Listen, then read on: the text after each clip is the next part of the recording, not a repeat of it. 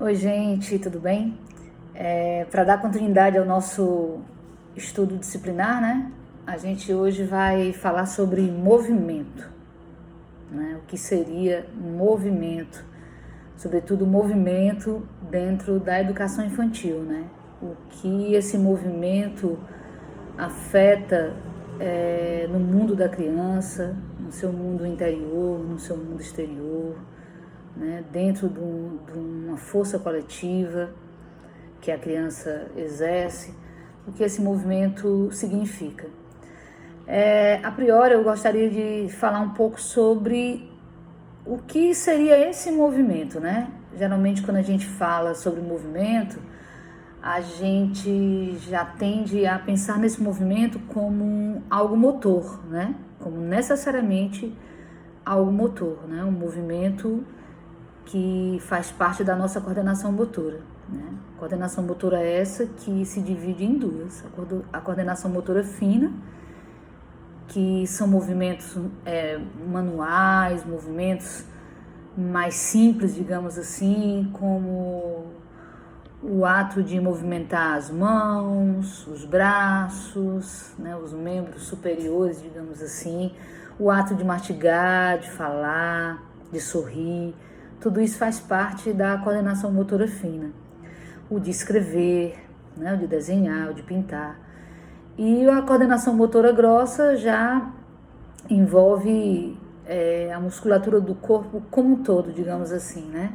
Não só a musculatura dos membros inferiores, mas o corpo como um todo, que aí nos dá a possibilidade de correr, de pular, de saltar, de rolar, enfim, de fazer atividades mais complexas, né, digamos assim, para a criança no seu estágio inicial de vida. Então, partindo disso, o movimento também é motor, mas o movimento não é só motor. O movimento, ele está totalmente interligado com a questão corporal. O movimento é corpo, o movimento é gesto, gesto esse que expressa, gesto esse que comunica. Então, o movimento, além de ser considerado dentro apenas dessa visão motora, ele deve ser considerado dentro da visão corpórea, né? O corpo como todo, o corpo formando uma unidade. Então, é corpo que comunica, é corpo que expressa através da própria coordenação motora, mas também através dos gestos, certo? Através dessa expressividade corpórea. E lembrando que por trás de tudo isso também existe a nossa parte sensorial, né? A parte dos sentidos, a parte que de fato dá sentido a tudo.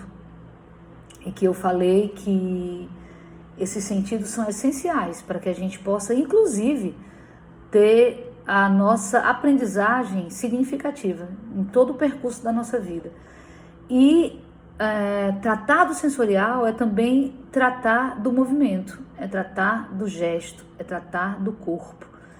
Então, tudo isso se constrói, né, a unidade corpórea, no caso da criança, que é a figura que nós estamos aqui falando, já que a nossa disciplina trata da educação infantil. Mas lembrando que esse corpo da criança vai ser o corpo que essa criança, enquanto adulta, irá carregar para o resto de toda a sua vida. E que irá ser um corpo liberto ou não. Vai depender exatamente desse cuidado, dessa atenção inicial que a criança vai ter, né? Ao lidar com esse corpo, né? Dentro desse universo corpóreo. Algumas atividades dentro das linguagens artísticas, né, que nós temos, as linguagens artísticas quais são? A dança, o teatro, a música e as artes visuais. Eu tenho falado muito isso com muitas das minhas disciplinas que tratam da educação infantil, até porque exigem também que a gente fale sobre essas linguagens artísticas. E que bom que isso é tratado aqui, é pautado aqui em nossa disciplina. O teatro e a dança são duas linguagens artísticas que contribuem de maneira integralizada para o desenvolvimento desse movimento da criança, né? A dança faz com que a criança se expresse, se comunique através do seu corpo, através de uma gestualidade, né? através dos seus sentimentos, através do que dá sentido à própria vida dessa criança. E o teatro, ele entra no campo do jogo simbólico, né? Porque o teatro, ele faz com que a criança, ela traga à tona a representação de papéis. Então, a criança, ela observa o mundo em sua volta, a criança experimenta através da imitação, né, esses papéis, através desse jogo do simbólico, através do jogo de imaginação, através do seu jogo de faz de conta, né, através da sua observação em frente ao espelho. A criança observa o seu corpo, observa a sua expressão facial, observa o seu todo, através dessa percepção que ela tem diante do espelho. Então, o espelho é um dos elementos que são, assim, fundamentais, né? É de extrema necessidade que toda escola disponibilize essa ferramenta do espelho, né? Para que a criança se observe, se auto-observe, para que a criança entre também nesse mundo do simbólico, né? Se observando, observando os outros, observando o mundo dos adultos e até trazendo à tona dentro desse jogo de imaginação da criança, essa representação, né, desses papéis que são papéis que são construídos ao longo de nossas vidas, né? Então isso é importante que a criança também observe e se sinta situada dentro desse mundo. Os referenciais curriculares os referenciais curriculares nacionais da educação infantil, eles dizem que do 0 aos 3 anos, a criança, ela está fazendo parte desse jogo do simbólico, né? A criança, ela está se auto-observando, a criança, ela está representando papéis, tanto que se você tiver um filho ou uma filha ainda dentro dessa idade, você vai observar que eles estão sempre querendo fazer o que você faz, né, no seu dia a dia. Geralmente as meninas tendem a se maquiar, a imitar a mãe, os meninos tendem a imitar o pai, mas uma coisa que eu quero deixar bem aqui clara para vocês é que, pelo amor de Deus, não oprimam seus filhos a fazerem esses papéis, inverterem esses papéis que a sociedade já estabelece para nós. São padrões que são estabelecidos pela sociedade, né, por normas padronizadas e que dizem que o menino não pode se maquiar, ou que a menina não pode brincar de bola, ou que a menina não pode imitar o que o pai de repente desenvolve, né, enquanto pai. Esqueçam isso, tá certo? Deixem suas crianças, seus filhos, seus alunos livres para que eles possam se expressar dentro do imaginário deles, da criatividade deles, né, dentro do jogo do simbólico que eles quiserem exercer, tá certo? Outro ponto que é interessante falar, que muitos professores, dentro das minhas observações cotidianas, eu ainda percebo que muitos professores querem limitar seus alunos, né? Querem padronizar, digamos assim, os movimentos das suas crianças em sala de aula, né? A criança, ela tem que ser livre. A gente tem que gerar um espaço libertário para essa criança. E o movimento é algo espontâneo em todos nós. Então, a gente não pode estar pensando em limitar esses movimentos da criança. Claro, o que a gente pode fazer para, digamos assim, construir uma certa organicidade, né, de movimentos dentro da sala de aula, é propor pedagogicamente esses movimentos para a criança, né? Mas a gente também, ao mesmo tempo que a gente propõe atividades pedagógicas que vão gerar movimentos ordenados, movimentos que façam que essas crianças construam dentro de um coletivo uma unidade em si de movimentos, a gente tem que também reservar um momento desse nosso dia de sala de aula, dentro da nossa prática pedagógica, momentos espontâneos de movimentação dentro da sala de aula. Então, a criança, ela não pode só estar dentro daquela lógica que a gente propõe pedagogicamente.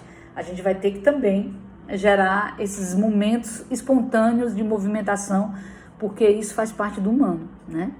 Então, ao contrário do que muitos professores acham, infelizmente até hoje, alguns profissionais acham que movimento gera indisciplina. Não, movimento não gera indisciplina. Movimento gera a expressividade, movimento gera a comunicação, movimento gera a autonomia, a segurança, movimento gera o respeito com a sua singularidade, movimento gera o respeito com a coletividade, o movimento gera uma aprendizagem significativa. Enfim, o movimento, ao contrário do que muitos, por medo e por insegurança, exatamente porque não tem uma teoria sendo aplicada dentro da sua prática pedagógica, o movimento vai gerar apenas coisas positivas, certo? Então, esqueçam essa, digamos, afirmação, né, que é uma inverdade de muitos profissionais que querem ver os seus alunos, as suas crianças paradinhas ali e que elas só se mexam na hora que eles mandarem. Isso está totalmente equivocado, tá, gente? Gerar a mobilidade é uma proposta pedagógica e ela deve existir. De acordo com os referenciais curriculares nacionais da educação infantil, o RCNEI, nós, enquanto pedagogos, enquanto educadores, nós precisamos gerar essa mobilidade pedagógica.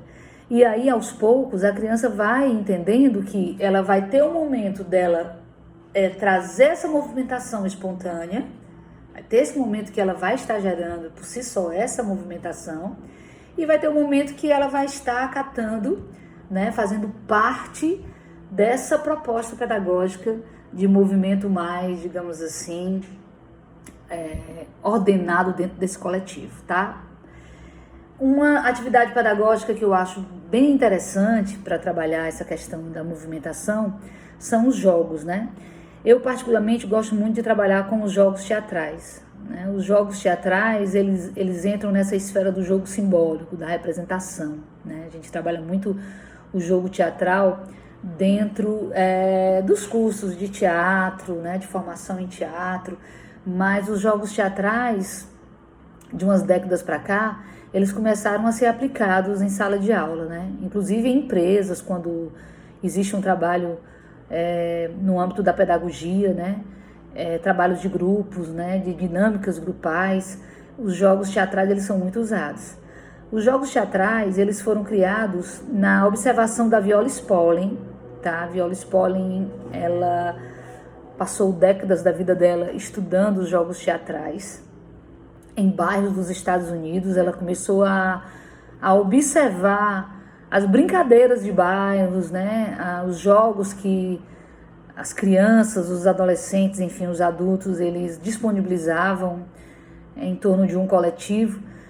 E por muito tempo ela ficou observando e ela teve uma brilhante ideia de fazer com que esses jogos se tornassem pedagógicos. Na verdade, essas brincadeiras, né, porque eram brincadeiras que se davam de maneira espontânea e que a Viola Spolin transformou em jogos pedagógicos, né?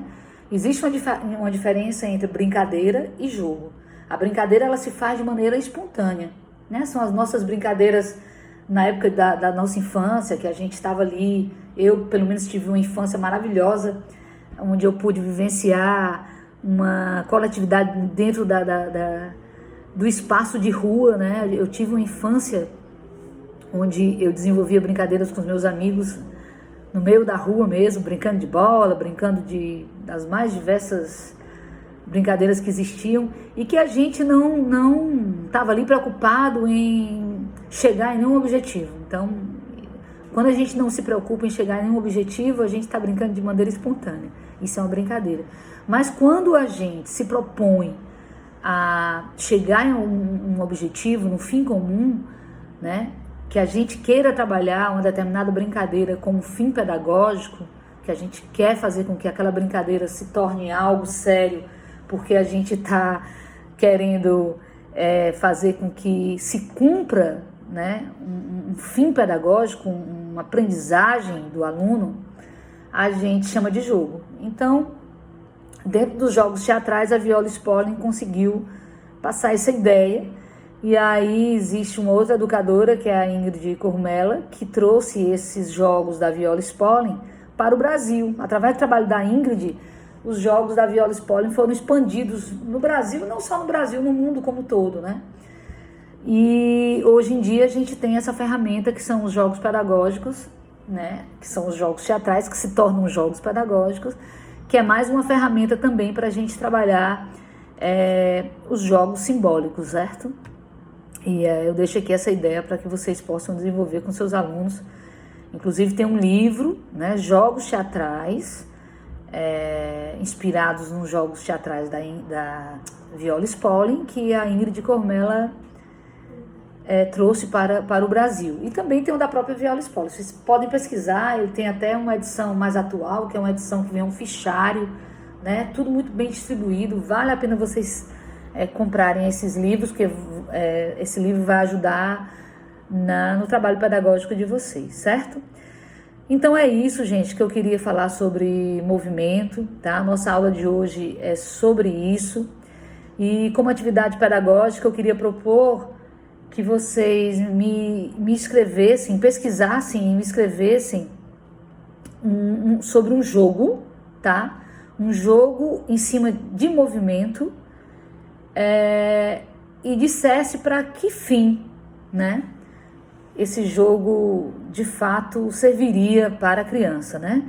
Então, quero que vocês escrevam, pesquisem um jogo que vai trabalhar a movimentação da criança, né? Então, a prática pedagógica que trabalha esse movimento e para que serve esse jogo, tá certo? Em termos de aprendizado aí para a criança. Tá legal? Então vocês vão fazer isso, vão mandar para o meu e-mail,